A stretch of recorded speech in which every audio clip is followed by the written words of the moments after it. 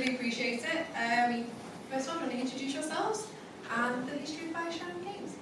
So, my name is Sean, and I'm a Publishing Business Development Manager. It's a bit of a mouthful of a term title now, but I joined Fireshine Games about 3 years ago as a junior product manager. Worked my way through the ranks, doing marketing on games like Shadows of Doubt and Quirky, which are both still in early access right now, before taking a little bit of a change, and now I'm working more in, as I said, business development, so finding new games, both digitally and primarily physically, so physical publishing, but helping the company find new opportunities. And I'm Sarah Hawksworth, so I'm the Chief Marketing Officer, and I'm probably one of the longer standing members of staff. So Sold Out, as we were originally known, was founded in 2014 between James and Gary, and they sort of were very much servicing really strong indie titles to the retail market. So we've got some very long-standing partners with Rebellion, Team 17, Frontier, etc. And I joined in 2016. As a contractor, so I was at Square, and I've been at Square EA, Ubisoft, and various places like that, and was made redundant from Square. And James sort of brought me in to sort of come and help with marketing, because Gary sort of basically went, I don't believe in marketing, and they were like, we think as a publisher we might need some skill set here, so what do you think? And I'm like, do I really want to work with somebody who does not believe in marketing? But I took on the challenge, and I had a few phone calls going, are you okay? Because you're working in this really small indie company. But actually, it's been wonderful. So Sold Out became Fireshine. We went from doing just box to digital. It's a really relatively small company. We've got just over 30 people now. We're London-based. We've grown really slowly. So I think one of the things we've tried to do is just to never accelerate to a point where we put ourselves at risk. So we have a really hard-working young team who are always doing an amazing job, but we've always tried to protect ourselves in the sense of the challenges right now. We're pretty secure because we've just been very careful in sort of looking at the road ahead. So we've been doing digital since we launched our first game digitally in 2018, and we've basically now, I think we've got our 20th digital game coming out soon. We've got 3 games in early access, and I think we've done over 30 different sort of games within the box sector. So I think we've actually sort of worked a bit of a pedigree now in this sort of indie space.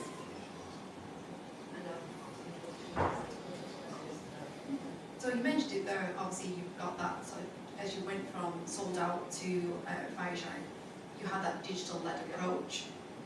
What opportunities has that opened up for you, sort of taking out of that point? So I think, firstly, it allowed us to actually begin to work directly in commissioning games and working with people who were having a creative idea, rather than sort of looking at a game that was already very established, maybe not launched yet, and then coming to box. So what I think the digital space meant for us is we do again work with real micro studios, and we work with probably some of the most creative individuals. So I think the thing that's incredible about the indie space is the innovation and the ideas and the imagination. So I think being a digital partner to these developers has allowed us to do that in a way that books did. So I think that's the first thing, is to be able to work with people and collaborate and support. So we always want to do it in a really supportive way, but to take these incredible ideas and to make them a reality and to give them global reach. Just to add on to that as well, like one of the games we worked on recently, Shadows of Doubt, is still in early access, but last year it was in for a finalist for the most innovative gameplay award on Steam Awards. So the whole of Steam, all the games that came out last year, it was one of the finalists. Unfortunately, lost out to Starfield, which is, feels bad now, but that was a game primarily made by one dude, and a team out of Bristol as well, so going UK. So that was a really exciting opportunity that you just wouldn't have working in the physical space necessarily. Not to say that it might not come to physical one day, that's something maybe, who knows. Breaking news. First scoop. That was definitely one of the main things from our side, getting that opportunity to work with creative individuals there. And cooperation as well. So in the indie space, we work really closely with other things with London Games Festival recently, so hosting a Steam event for them, so that a lot of the smaller indie games that are in their official selection get a platform as well. And we've done other bits and pieces like that recently with co-hosting events with Raw Fury as well for other games to get that spotlight on Steam. Steam does so well. Other platforms are great to get. And I think that's one of the things again that probably indie is so good for, is that coming together. So I think again we talk to, and we don't feel like we're rivals with the other indie publishers. We're all wanting success together, and I think that ability to share experiences. So one of the things I think going into the digital space was just how willing others were to talk about what had worked for them, what hadn't, and to sort of come together to just make it a better place and for everyone to try to succeed. And I think it is, yeah, we love it when our sort of, other sort of friends in the indie space, whether it's Chucklefish or Hooded Horse or Curve or whoever they are, but if they're doing well, it's great because it needs to be celebrated, because it means it's a stronger space for us all to be in. And so when you say about sort of coming together, is it formal or is it informal? You know what, I mean there's a little bit of both, but actually it's amazing how well informal works. So I think things like this and just meeting, talking, but then continuing that conversation afterwards. We did so off the back of London Games Festival, the guys here did some drinks and just like opened it up to a few people we know that are London based, and it was just, again, those sort of devs came in and it was lovely talking to them and just seeing, what they're sort of experiencing right now. And when you're thinking about publishing a game, and obviously you've got the digital edition, how do you decide whether a game gets a physical release?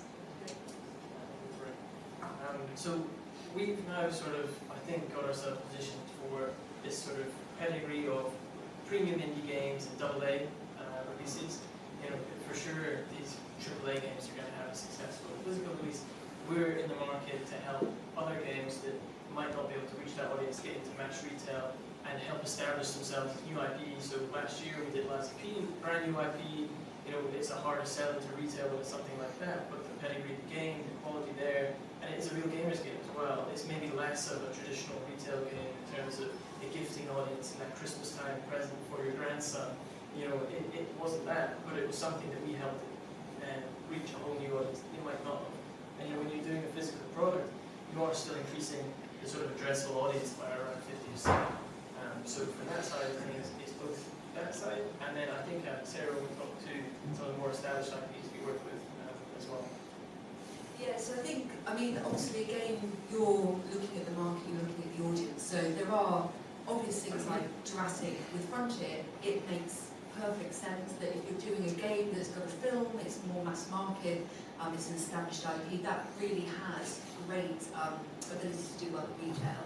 I think we've seen something like Overcooked, which is much more of sort of like an indie AAA, but again, that's just that appeal, the party nature of it, the sort of resonance, meant that it did incredibly well, and it's done incredibly well for so many years. So actually, these games can last within the sort of retail market for a very long time, and they can do really well in different regions as well. So I think what we do is we'll look at the game and that opportunity.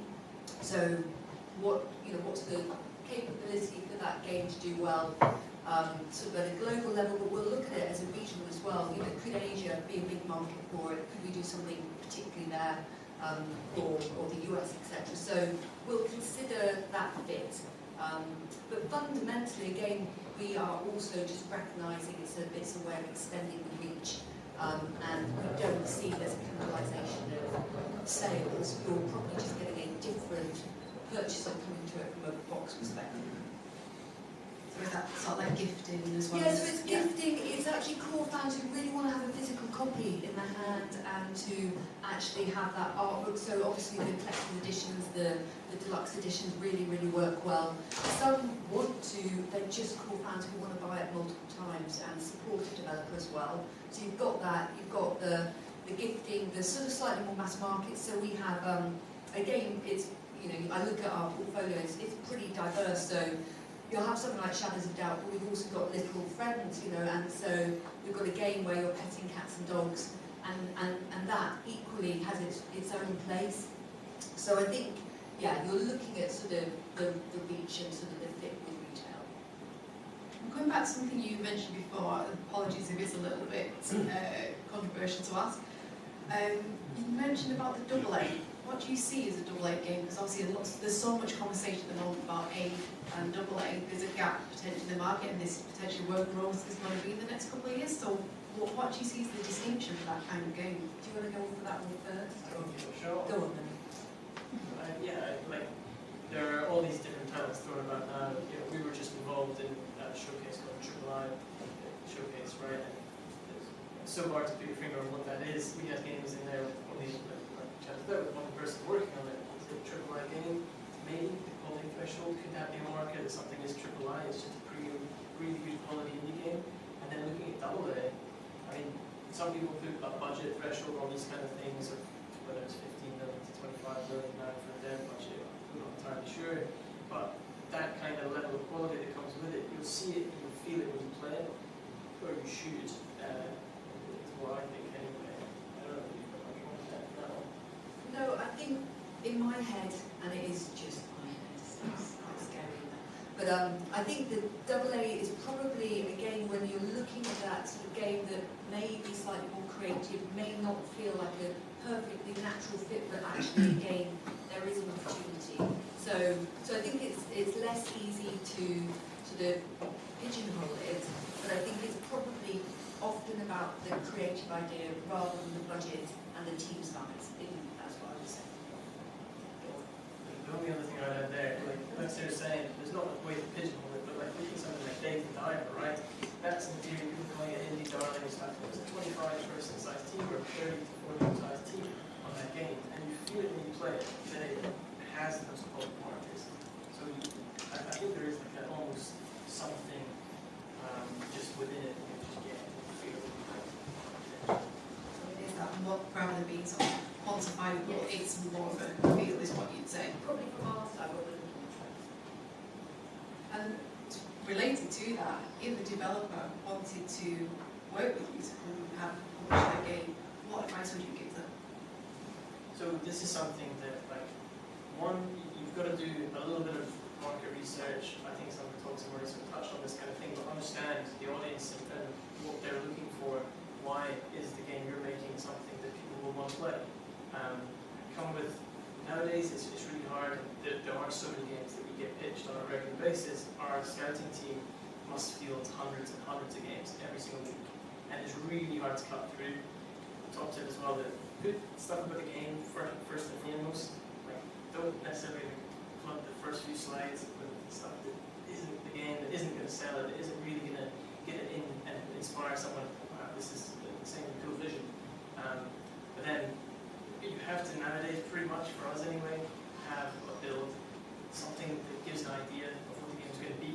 If the build's not got the right visuals yet, that's fine. You can still give like target visuals, sort of inspiration, sort of pictures or a video of something where it looks like it's going to look, but the gameplay itself, again, you probably have to feel it and see it, get hands on it before we can make a decision nowadays. Have your ask ready, have your ask quantified, have it be realistic. Do that, and that comes with the market research as well. So when you're looking at the games that are out there, you can get an idea and understanding of how much those cost to make, how much money is your game actually going to make as well. If you can understand that, then you'll know, okay, is the budget that I need to make this realistic as well? And I know that's a lot, and these things are complicated, but that's why we're here as well, to help guide you through that process. So our team, they're really good feedback on pitches as well, and can help shape that sort of thing. So hopefully, it's not too overwhelming at all. And I think you were really thorough, so I haven't got much more to say. But I would actually say don't be too scared either of waiting for the perfect pitch or getting pitch perfect. I don't want to pull a film. Because actually we've got games where people have pitched early and it may not have been ready yet, or they didn't have a prototype for us to play, but a conversation starts happening and you can feed into it, you can bounce off each other, and we'll welcome back again later down the line. So I think there is actual value in having dialogue with publishers and beginning to understand the shape of what you're thinking about. You know, is that right? You might have it spot on, but is there some input? Is there some stuff you haven't thought about that you can go away? And whether that's you're coming back to us or you're going to somebody else with that, I think that's the loop of getting that feedback and continuing that relationship together is really, really valuable. And finally, let's just think about London. What was the decision for basing yourself here, and what do you feel about this local game dev community? So I love London, but then I sort of, I grew up in some rural Berkshire village, so it was time to escape, just have some fun. But I mean, where we are in London is literally was very scientifically worked out between the two founders who were in Islington and Twickenham, and it was literally the central point with the nearest train station. So you'll be amazed at the decisions that go around sort of choosing the location. But I think London's really, again, really vibrant. It's got a great community. I mean, we've got the luxury of having people like Ukie here, doing things like London Games Festival, etc. So I think that there is a lot of great stuff happening in London, but we actually probably see ourselves more as a UK publisher than a London publisher, and have actually been lucky enough to work with devs in Bristol, Sheffield, Manchester, Nottingham, Cambridge, all over the place. So I think we try not to do the bad thing that London does, which thinks it's the centre of the world, and everyone should come to us, and nothing happens beyond Birmingham. So we try really hard to not sort of live those stereotypes. I think as well that one of the main advantages for us being in London as well is you do get people coming to you from all over the world, so you have that opportunity to reach more people, to touch more interesting conversations, and even things like Pocket Game Connect, so here WSD, Wires is based here, EGX as well, so having managed so close to us is a real opportunity to get involved and participate in the UK games industry and to project it abroad. Wonderful, thank you so much. Has anyone got any questions they'd like to ask? Raise the back. You did mention Steam a lot, and I was working with small indies, and I did wonder if someone, let's say, would have a successful Kickstarter campaign, and one of the goals was, hey, I'd like to have physical copies. Is it someone you potentially want to work with? Or if someone will get a deal, I don't know, with Epic to be just on their store, like, is it someone you want to work with? Or the market shares and cards are too low, and Steam as the dominant lead is the one that's profitable for you, and was the only one mentioned.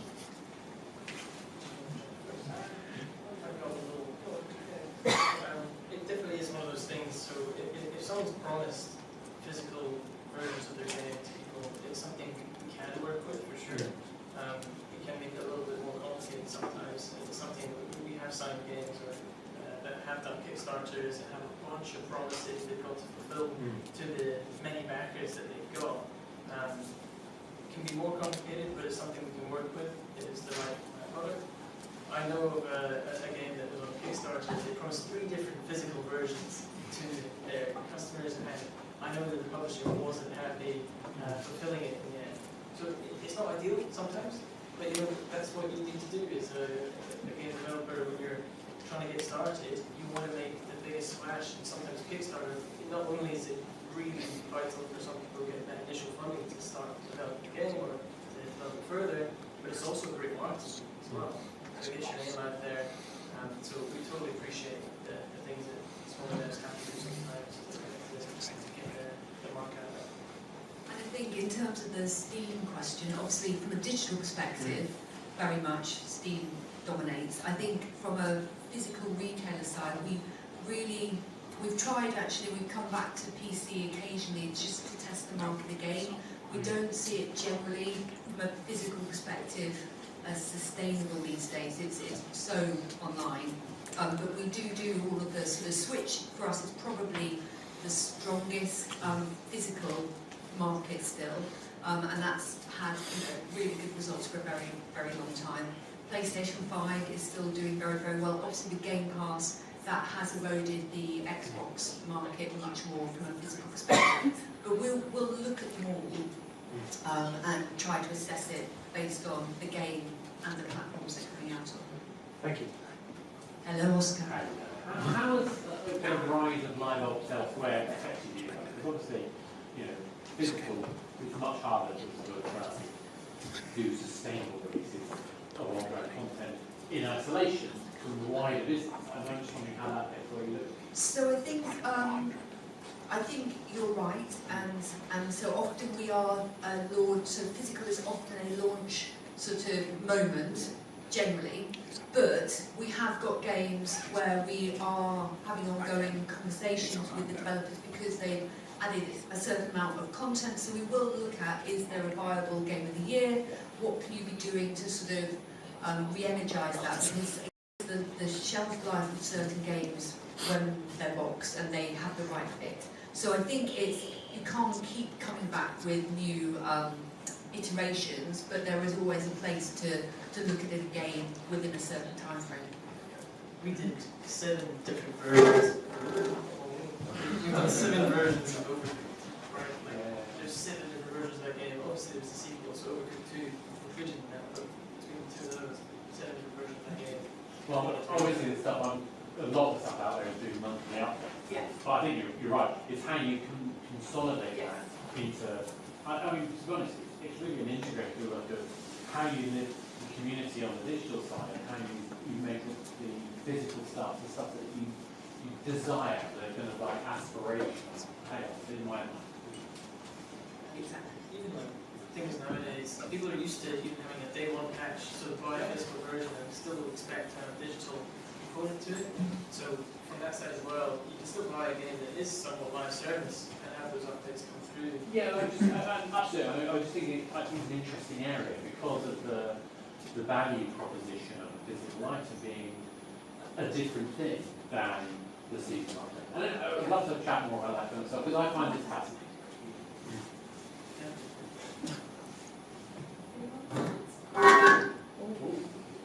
I think the microphone is saying pizza is getting cold. Thank you so much, everybody, for coming out tonight. As Sarah just said, the pizza has just been delivered, so it's nice and warm if you want to go and get it. There's drinks outside as well, so help yourself, have a chat, have a mingle, and again, thank you so much for coming along. And thank you for having us, by the way. Very well.